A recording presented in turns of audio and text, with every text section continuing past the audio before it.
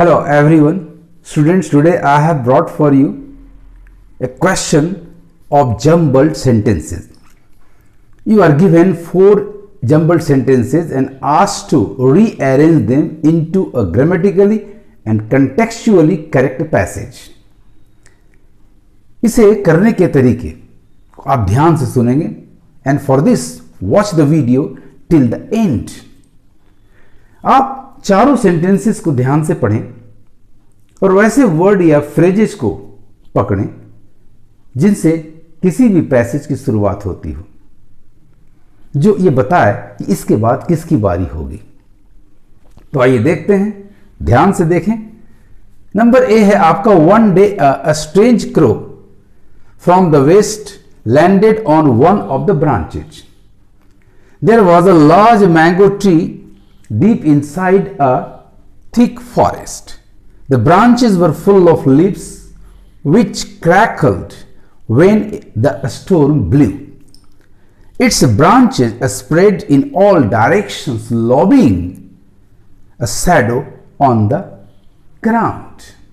अब number A को देखते हैं, एग्जामिन करें. One day a strange crow from the west. कहानी की शुरुआत, पैसेज की शुरुआत वन डे से हो सकती है. Landed on one of the branches, लेकिन यहां एक फ्रेज हमें रोक रहा है, इसको फर्स्ट सेंटेंस होने नहीं दे रहा है, और वो है on one of the branches. Branches किसके? तो पहले उसकी चर्चा होनी चाहिए. नंबर बी देखते हैं. There was a large mango tree deep inside a thick forest. Yes, चर्चा आ गई कि ये ब्रांचेस किसके हैं, एंड देयर से भी आपके पैसेज, आपके स्टोरी की शुरुआत हो सकती है. सो आपका बी जो है फर्स्ट सेंटेंस क्लियर हो गया. देयर वॉज, ये आपका पहला सेंटेंस हो गया. There was a large mango tree deep inside a thick forest. अब देखिए, ट्री की चर्चा आगे बढ़ाने वाला कौन सा सेंटेंस है? The branches were full of leaves. सीधे ब्रांचेस पर आ गया. पहले इसके ब्रांचेस किस डायरेक्शन में या किस अवस्था में है, इसकी चर्चा होनी चाहिए. तो नंबर डी आपका है. Its branches spread in all directions, lobbying a shadow on the ground. Number D आपका सेकंड सेंटेंस हो गया. और तब सी की बारी आती है. The branches were full of leaves. कैसे थे? The branches were full of leaves which crackled when the storm blew. This is the third sentence and number A becomes the first one. इस तरह से राइट ऑर्डर आपका हो रहा है rearrangement का. बी, डी, सी, ए. आप देखें बी से आपके पास 2 ऑप्शंस हैं, एक ऑप्शन नंबर ए और एक ऑप्शन नंबर डी. तो दूसरा बी के बाद क्या आ रहा है उसको ध्यान दें. तो बी के बाद डी आ रहा है, बी के बाद सी आ रहा है, ये एलिमिनेटेड हो गया एंड ये आपका राइट आंसर हो गया. बी और सी इनकोहेरेंट है. इस तरह से स्टूडेंट्स ये right option is number D, B, D, C, A. बोलिए, है ना आसान? थोड़ा सा देंगे ध्यान, नहीं कभी होंगे आप परेशान. अब आते हैं क्वेश्चन नंबर 2 पे. इनमें 4 सेंटेंसेस जो जंबल्ड ऑर्डर में दिए गए हैं, उनकी शुरुआत होती है. Number A, in the evening. सीधे इवनिंग से आ जाती है बात. इसका मतलब मॉर्निंग की भी चर्चा हुई होगी, यानी ये पहला सेंटेंस यहीं से रूल्ड आउट हो गया. Tejaswini would sing songs praising the Lord. Who this Tejaswini is? ये कौन है? इसकी चर्चा भी अभी नहीं आई है. So number A is not the first one. She would go. she कौन? इसका नाम आना चाहिए, जो कि नंबर ए में आ रहा है, लेकिन वो पहला हो नहीं रहा है. She would go to the Lord's temple twice a day. यानी शुरुआत तेजस्विनी के परिचय से और उसके बाद मॉर्निंग से होनी चाहिए. एक इस तरह से लिंक पकड़ेंगे स्टूडेंट्स आप. तो नंबर बी आपका फर्स्ट सेंटेंस नहीं हो रहा है. Number C, Tejaswini was known. Yes, this woman named Tejaswini was known. कहां? In the village. क्यों? For her devotion to the lord. ये आपका फर्स्ट सेंटेंस हो गया. नंबर सी आपका फर्स्ट है और सी से आपके पास 2 ऑप्शंस हैं, एक सी और एक डी. तो सी के बाद दूसरा पकड़ लीजिए. यदि बी आता है तो ये आंसर होगा, यदि ए आता है तो वो आंसर होगा. तो डी को पढ़ते हैं इन the morning. In the morning she would गो, कौन से देखिएगा, she would go in the morning, और नंबर ए है इन द इवनिंग, इसका मतलब 2 बार मंदिर जाना इसका होता है, तो 2 बार की चर्चा आपकी आई है नंबर बी में। Yes, twice a day. She would go Tejaswini, she would go, Tejaswini was known, she would go to the lord's temple twice a day, तो पहली बार कब जाती है, in the morning, number D is the third one. In the morning she would take with her a pot of milk, a bunch of flowers as offering. In the evening, number 4th आपका हो गया A, in the evening Tejaswini would sing songs praising the Lord।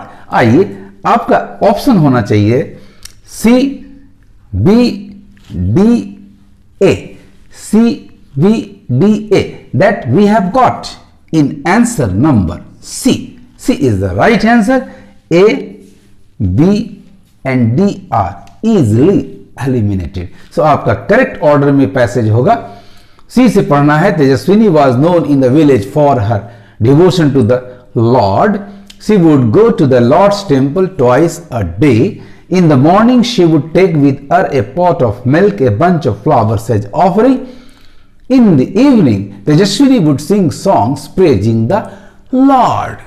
Really very easy to tackle the solution, to find out the solution to the given question, jumbled sentences, rearrangement। तो आइए question number 3 के jumbled sentences को rearrange करते हैं। Number A है walker in a street gave it, it कौन, यहां ये रुकावट आया, इट क्या है, तो ये फर्स्ट सेंटेंस नहीं होगा, इस तरह के शब्दों को आप पकड़ें। दैट वॉज, ये दैट किसको रेफर कर रहा है, that was when his teammate Waqar handed him over a bat that belong to Tendulkar, Sachin Tendulkar, यानी बी भी आपका फर्स्ट सेंटेंस नहीं हो रहा है। Number C, when Afridi had flown in to join the Pak team 1996 he did not even have a proper bat to play with। यहां कोई word रोक नहीं रहा है। एफरीदी साहब जब गए पाकिस्तान टीम 1996 में ज्वाइन करने के लिए, क्रिकेट खेलने के लिए, उस समय उनके पास एक प्रॉपर बैट भी नहीं था कि वो खेल सके, यानी फर्स्ट सेंटेंस आपका हो गया नंबर सी। ए में रोका इट ने, बी में रोका दैट वाज वेन, सी में कोई रुकावट नहीं है। अब देखिए सी को लिंक करने वाला कौन सेंटेंस है, तो सी को ध्यान से पढ़ें। When Afridi had flown in to join the Pak team 1996, he did not even have a proper bat to play with। That was, see, that was when his teammate Waqar handed him over a bat। तब वकार ने उसे एक अच्छा bat दिया, that belonged to Tendulkar. ये second sentence हो गया student. अब तेंदुलकर की बैट वकार के पास कैसे आई, हमें उस सेंटेंस को ढूंढना है, तो वह सेंटेंस आपका नंबर डी में जा रहा। Tendulkar had earlier gifted Waqar his bat to take to Sialkot. Sports goods manufacturing में ये वर्ल्ड्स फेमस कैपिटल है।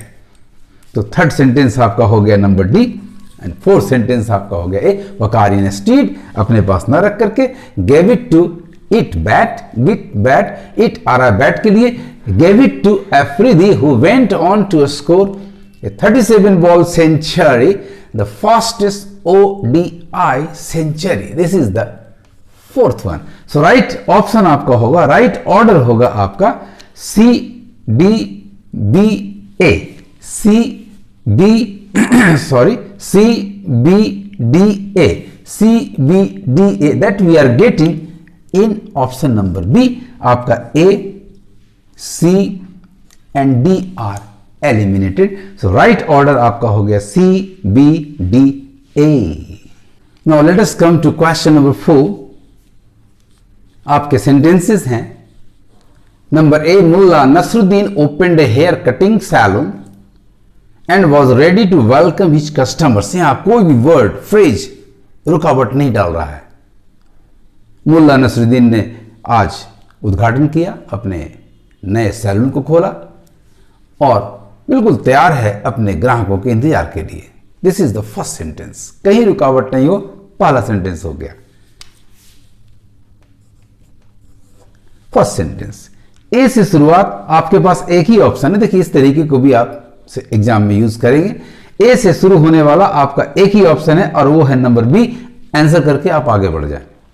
मैं आपको एक्सप्लेन करता हूं, इसके बाद कौन होगा, कैसे पकड़ेंगे। Mulla Nasruddin opened a hair cutting saloon and was ready to welcome his customers. Mulla he said, यानी किसी कस्टमर ने कहा। ये कस्टमर अचानक कैसे आ धमका, भाई खोला है तो पहले कस्टमर्स आएंगे, उनमें से कोई एक ऐसा होगा, इस तरह की बात आपको सोचनी है। सो बी आपका सेकंड नहीं होगा, सी जस्ट उसी को कंटिन्यू कर रहा है, यानी बी के बाद सी की बारी आएगी। इन दोनों के पहले कोई होगा, तो नंबर डी श्योर हो गया students. Being the first day, आज उनका पहला दिन था मुल्ला नसरुद्दीन के सैलून का। A lot of people came, बहुत सारे लोग आए, कस्टमर्स आए। And among them was a man, और उनके बीच में एक आदमी भी ऐसा था, इन हिज अर्ली 50s, लगभग 45-46 के आसपास का होगा, विद ए फ्लोइंग बियर्ड, लहराते हुए दाढ़ी के साथ, यानी डी आपका दूसरा हो गया। अब तो श्योर हो गया कि आपका आंसर कौन सा है। डी के बाद बी आएगा, मुल्ला ही सेड, उस दाढ़ी वाले कस्टमर ने कहा, मुल्ला ही सेड सीपीशली, थोड़ा सा शर्माते हुए, थोड़ा सा संकोच करते हुए, my new wife is coming home today. तो क्या होना चाहिए, ये थर्ड सेंटेंस हो गया। Just take out all the grey strands from my beard and make me look very young, this is the fourth one. So आपका right order हुआ students, A D B C, A D B C. Option number B, A C and D are easily eliminated. Right order number B, A D B C. Mullah Nasruddin opened a hair cutting salon and was ready to welcome his customers. Being the first day, a lot of people came, and among them was a man in his early 50s with a flowing beard. Mullah, he said sheepishly, my new wife is coming home today, just to take out all the gray strands from my beard and make me look very young. इस तरह से students मैंने सारे tips की चर्चा की। आने वाले क्लासेस में और भी मैं टिप्स बताऊंगा। आज इतना ही। Best of luck. Thank you for watching.